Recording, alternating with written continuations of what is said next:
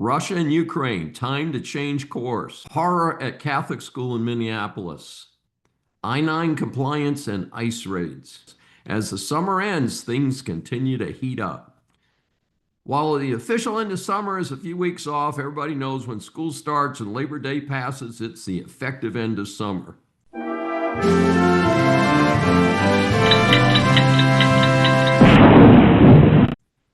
Russia and Ukraine, time to change course. There are plenty of players in the drama regarding the invasion of Ukraine by Russia. The crazed murderer Putin still thinks he'll eventually take over Ukraine. Frankly, he thinks he'll eventually take over the rest of Europe that used to be part of the USSR. Yes, folks, he's right out there with some of the television and movie villains that we've seen in the past in various James Bond movies, etc. And that's for some of you too young to remember, USSR was that incredible failed attempt at communism that cost millions of lives and proved that it simply does not work. Due to the systemic failures within Ukraine itself and the parallel failures of the major European countries to modernize their militaries and take on Putin earlier, this has become a tough case to resolve. This, of course, was complicated by the incredible failure of the Biden-Harris administration that allowed the second invasion to happen at all. Further, once started, Biden's handlers were slow-walking aid to Ukraine and would not provide offensive weapons. Of course, I say handlers since we know that by 2022, old Joe was not mentally capable of being president. Most foreign powers, including Putin, obviously knew that. After years of not providing the brave and resilient Ukrainian fighters the weapons they need, the tide is turning. It looks like Putin's failure to now come to the table and instead still slaughtering civilians is changing U.S. strategy. It is very likely that the U.S. will provide Ukraine the offensive weapons needed to start causing damage to Russian infrastructure. Parallel to that, penalizing countries still buying Russian oil should also help. This is parallel to my pleas to stop buying anything from the threat to world civilization, China. Confirmation of this is a report that an $850 million package of weapons, much of it paid for by the EU, is now pending in the U.S. That package includes 3,000 extended-range attack munition missiles with ranges up to 280 miles. Officials said their use will also require Pentagon approval.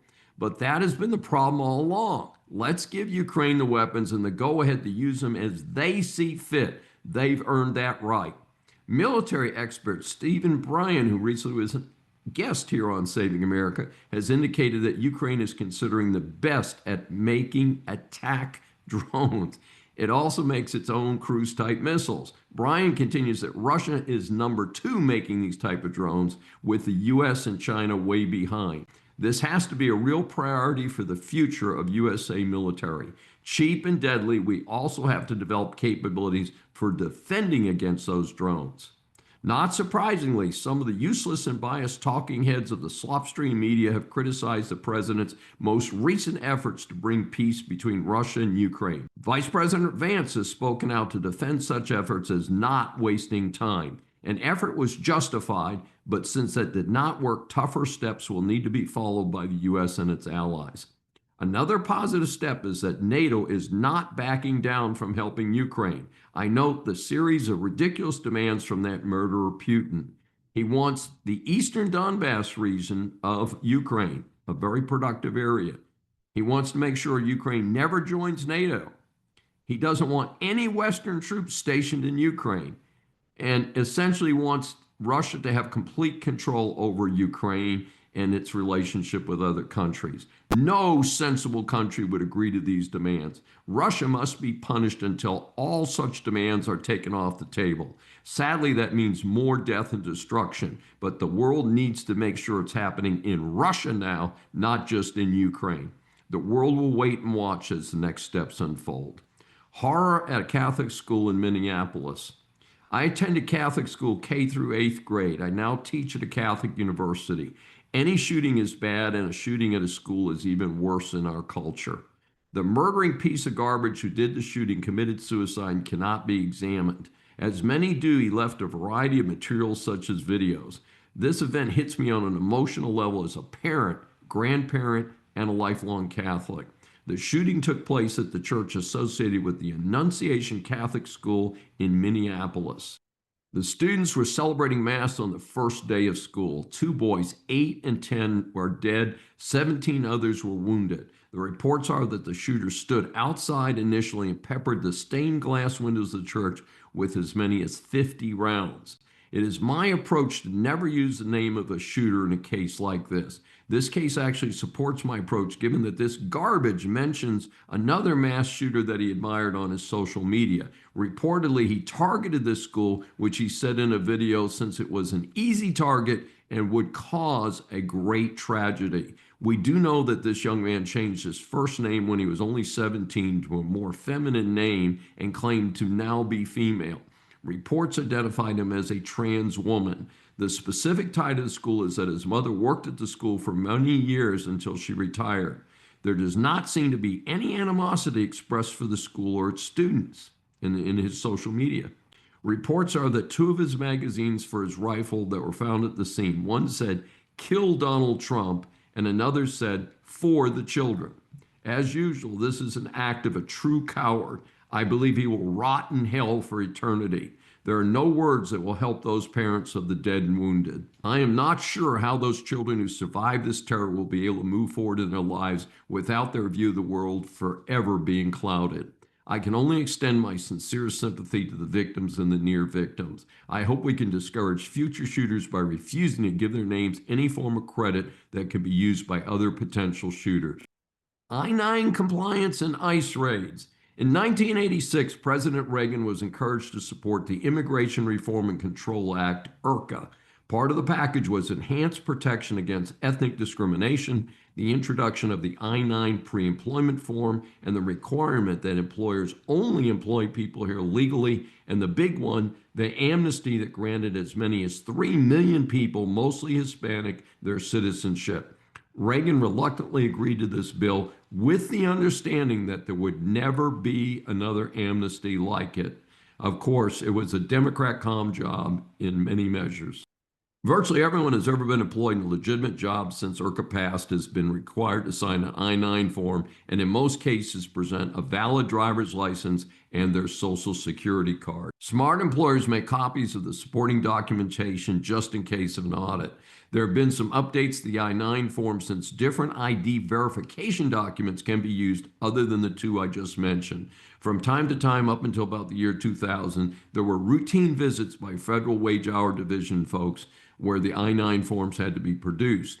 Starting around the year 2000, audits seemed to have been relaxed, and in turn, compliance in some industries became much less. From time to time, there were industry raids by federal agents, but these were not frequent. The best that I can tell is that the trigger was an employer who had a large number of employees where the social security numbers did not match the records that the feds had for that number. During the Biden-Harris years, such enforcement actions were rare, if ever. With the arrival of the second Trump presidency, things have changed dramatically.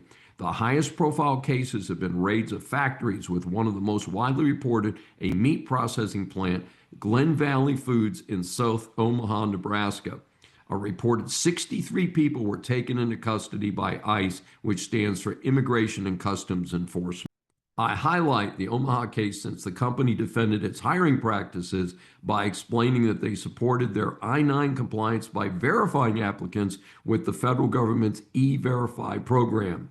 This is available only to employers to verify the legitimacy of the employee's paperwork, but is often recommended as an extra step for employers that want to be fully in compliance with immigration rules for hiring.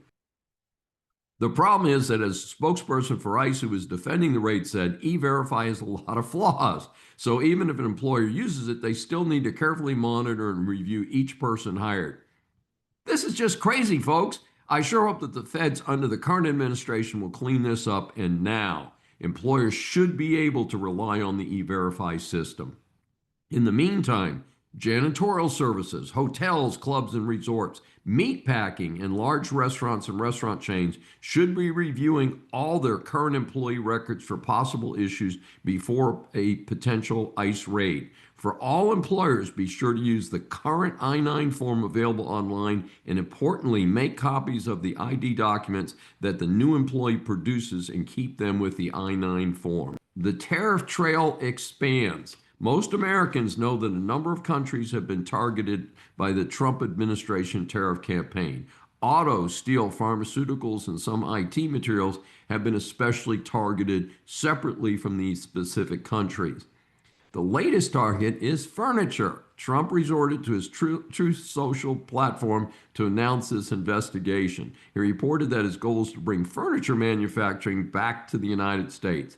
He mentioned the states that might gain from this push as North Carolina, South Carolina, and Michigan. U.S. furniture manufacturing has been in decline, best I can tell, so this may make sense. Also added to tariff enforcement list are wind turbines. Trump has actively spoken out against them as unreliable for electric supply and dangerous to birds. Seeking Chapter 11 bankruptcy protection after doing so just over 5 years ago is Bravo Bio Restaurants LLC, which also owns 25 Brio Italian restaurants and 23 Bavo Italian restaurants. When announcing their filing, the restaurant group indicated that it was a tough time for all in the restaurant industry, and I know that to be a fact. Here in Houston, where the economy is strong, I do see restaurants closing on a regular basis. It has to be worse in other parts of the country where the economy is not as good. A lot of this is the hangover from the Biden-Harris inflation surge on top of a weak recovery from the shutdowns during COVID. Costs are up, finding employees is more difficult, and many families are simply struggling, and they're not eating out as much or bargain hunting and not spending as much money when they do dine out. Democrat corruption in Florida reported. I came across an interesting article by Andrew Kerr in the Washington Free Beacon with the long title, How a Florida Congresswoman and Her Family Allegedly Siphoned Millions from Taxpayers to Fund Her Campaign. We do not have time to dive into all the details of this fascinating article, but if you have an interest, you may want to check out the article itself. The basics are that Representative Sheila Sherflus McCormick, a Democrat from Florida, ran for Alcee Hastings' seat a number of times. She never got close, but when the controversial Democrat died in 2021, she got her chance. She won a primary election by just 5 votes. Somehow she was able to put $2.6 million of her own money into the campaign, despite having reportedly earned only $86,000 in the prior year. The tie-in, however, is that she was the CEO of Trinity Healthcare Services.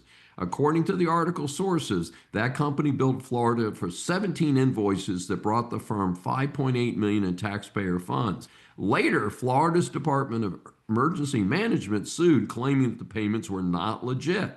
The money was not paid back, but the company paid $6.2 million in profit-sharing fees to Sherflus McCormick. She then reportedly put millions into her campaign coffers for the 2 campaigns in 2021 and 2022. The article noted additional concerns about her other business dealings. Sherflus McCormick did speak with the Free Beacon and claimed all billing issues had been resolved, though some type of compromise agreement. However, the article went on to describe a series of possible business transactions and campaign finance issues. Not surprisingly, the House Ethics Committee is going to investigate the situation. Naturally, suspicions and accusations do not mean that any of this will be proven to be legally wrong, but I do hope the taxpayers will start getting some real answers. Only a handful of people in each state get to serve in the U.S. Congress. Hopefully, they are committed to their constituents in the United States, not to padding their own pockets. Well, just when you thought it was safe to go back in the water, the Food and Drug Administration has issued an alert recalling frozen shrimp that were brought in from Indonesia by a company called Southwind Foods, LLC. The possible contamination is the radioactive substance cesium-137. The company reports the bagged frozen shrimp product was distributed between July 17th and August 8th, 2025 to retailers, distributors, and wholesalers in the following states: Alabama, Arizona, California, Massachusetts, Minnesota, Pennsylvania, Utah, Virginia, and Washington.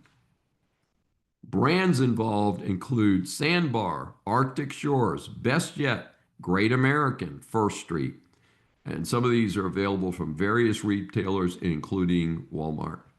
This is Dr. David D. Shine. Thanks for joining me for this special edition of Saving America. Remember, a new Saving America show is aired on the Brushwood Media Network every Saturday at 11 a.m. Eastern Time. Listen on any of the 16 network stations, Apple or Google mobile app, Apple CarPlay, TuneIn, Smart Speaker, and all smart TVs. Find more information at the brushwoodmedianetwork.com.